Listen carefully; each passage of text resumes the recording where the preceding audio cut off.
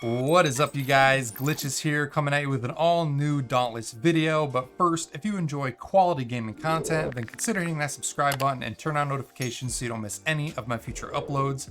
That being said, in today's video, I wanted to bring you a really cool build that I've been using in the game recently. But before we jump into the actual build, there is a few announcements I have to make. First things first is this is actually a variation of a build that has already been made by another Dauntless content creator that goes by AverageT. He's actually the most recent Dauntless partner. He got partnered just a few days after we did. So if you haven't checked him out yet, be sure to head over to his channel. I'll leave links down in the description to not only his channel, but his most goated build that he made a video for. I believe it's actually his most recent video on his channel that revolves around the Torgadoro weapons. So be sure to go check him out. He makes some really good quality Dauntless content, and show him support for being the latest partner. So shout out to AverageT. We actually spoke, and we may be doing a quick collaboration here and there. So that'll be really fun. So keep an eye out for that. But the other thing I wanted to announce is I'm going to be doing the final 5 Elite Hunt Pass code giveaways on the Discord. So if you guys haven't joined already, be sure again to click those links down in the description and join us over at the Glitch Gang Discord. I'm probably going to let it run up until the new update, the patch that drops on Thursday, and that will give out the last 5 remaining codes that I have to 5 lucky Glitch Gang members. And then from there on out, we'll just be doing the level boosts from here for the rest of the season. So be sure to click those links and join that giveaway. I'll probably start the giveaway as soon as this video gets uploaded. But last but not least, the build that I'm going to be showing you guys today, again, is a variation of that most goated build of all time. His original variation, AverageT's variation, uses the Torgadoro weapons for every weapon type. And it has a +6 cell perk economy for 6 unique perks that go back way to the OG times of Dauntless builds. But up until this point, no one has made a new Omnicell variation of that. So again, shout out to AverageT. He finally made a Omnicell version that is like the equivalent build of that. But after using it for a little bit and having so much fun with it, I thought, what other variations of this with this same cell perk economy could we do that potentially use different elemental type of weapons that would be good for, say, a blaze fight, like the Phaelanx that we're going to be going up against this Thursday, because you don't necessarily want to be using a blaze weapon against a major blaze behemoth. So that's the video I'm going to be showing you guys today. It's a variation of that. So let's jump right into it. So here's what we're going to be using. Instead of using the Torgadoro weapons, which is what AverageT used in his build, I'm going to be using the Chronovore weapons, and for a couple reasons. First one being is the unique effect is way better, in my opinion, than the Torgadoro weapons. Torgadoro unique effect is pretty much useless, in my opinion. But with the Chronovore weapon, we're going to be getting a self-revive every minute and a half. So might not be as good on a quicker fight, but against longer, bigger boss type behemoths where the fights can go on a little bit longer, especially if you're a newer player, being able to just instantly revive yourself every minute, 30 seconds is pretty handy to have. So that unique effect alone is going to be really helpful. And then on the weapon itself, we're going to be putting in 2 Berserker cells. These are the 2 cells that you can potentially chain once you get to the OP tier of Dauntless gameplay. You will get a little bit of higher damage output with Predator, but again, you have to be good at dodging and pretty much doing flawless runs with your behemoths. And if you're planning on using this for something against like the Phaelanx coming up, people are going to be needing time to learn the move sets and things like that. So you're probably going to be getting hit quite a bit. So running Berserker will still give you a nice boost in damage. You just lose about 6% total damage because of the health that you're losing from Berserker.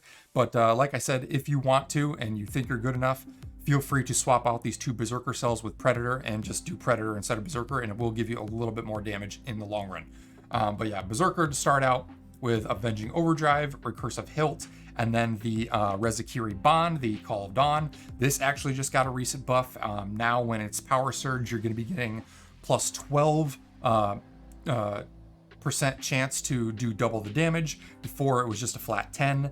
Now it's 8 before power surging and 12 post power surging, so it is a little bit of an increase there. And then again, you get the cool revive unique effect, which also gives you an invincibility shield once you activate it for a few seconds. So that's always helpful. And it's again not a blaze weapon, so you'll be doing more damage. You won't have that negative effect against upcoming blaze behemoths. We're also going to be running the Iceborne Omnicell. Great pick for keeping your health up, and it's going to tie in with the tenacious and tough type of cells that we're going to be putting in this build. For the lantern, I like to run the Skarn's Defiance for the additional shields and to help us stay above that max health threshold at all times. So our active ability on Iceborne does double the damage, and we get more damage from tenacious. So that's always good. And on the lantern, I'm running Catalyst. We will be getting 2+6 for Catalyst in this build.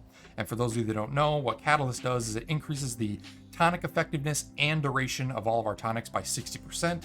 So that's going to be a big boost in damage with the Wild Frenzy tonic, as well as increased attack speed and lantern recharge rate for our other tonics. So really good buff there.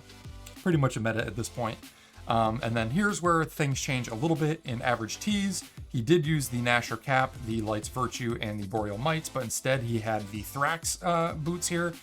Because of how the perks switch with the weapon that we're using, we have to switch to Nasher's Treads.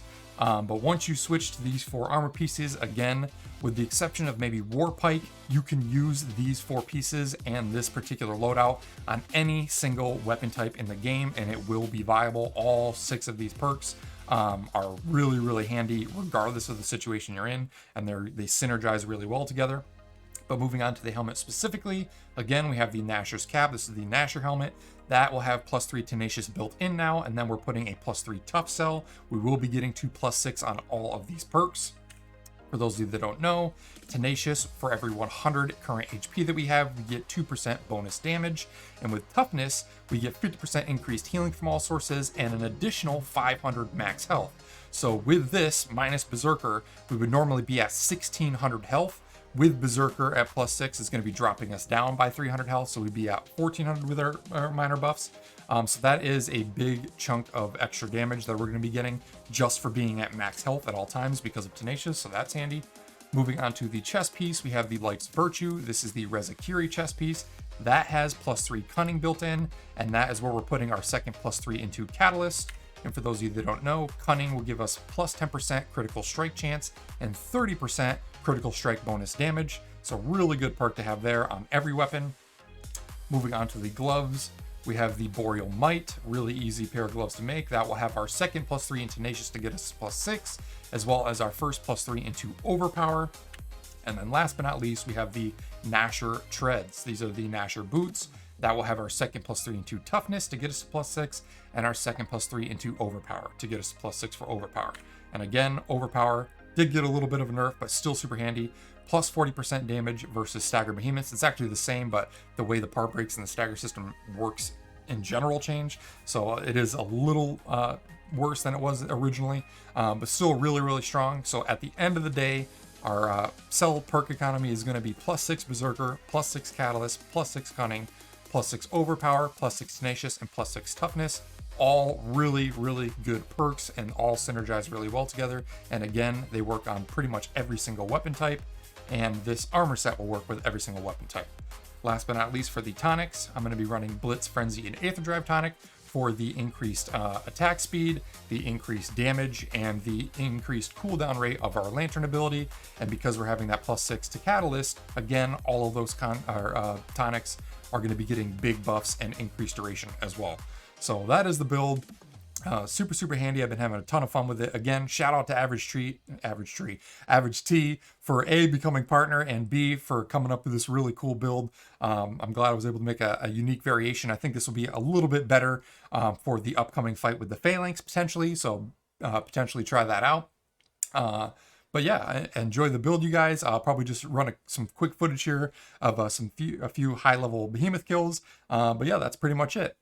If you guys enjoyed this video, be sure to smash that like button, help break that algorithm. I appreciate your guys' feedback as well, so be sure to comment down below. And again, all of AverageT's links will be down in the description. If you haven't followed him yet, be sure to go over to his channel and throw him a sub. He makes some really quality builds and does some really quality Dauntless content, so be sure to go check him out. And as always, if you're not already a member of the Glitch Gang, be sure to click those links down in the description as well and join us. We're going to be giving away 5 more Elite level hunt pass codes that'll be probably ending on Thursday afternoon. So be sure to get in there, join the Discord, and click that giveaway reaction. Hopefully you'll be the lucky winner. But yeah, that's pretty much all I got for you guys today. Until the next time, I hope you had a good day, and we'll see you later.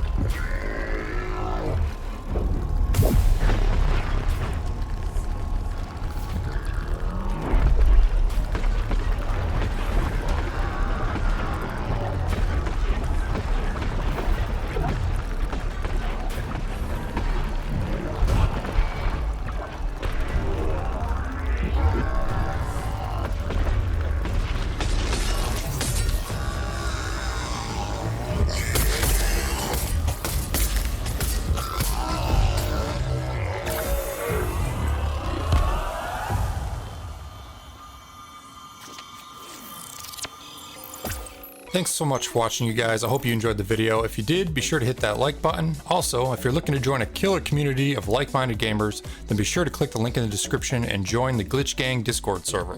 We continue to grow every day, and it's filled with all your favorite game discussion channels, as well as several LFG channels to help you find that perfect group for your next hunt or raid. Lastly, if you're new to the channel and want to keep up to date with all my future content, then consider hitting that subscribe button and turn on those notifications. Hope you all had a great day, and I will catch you on the next one.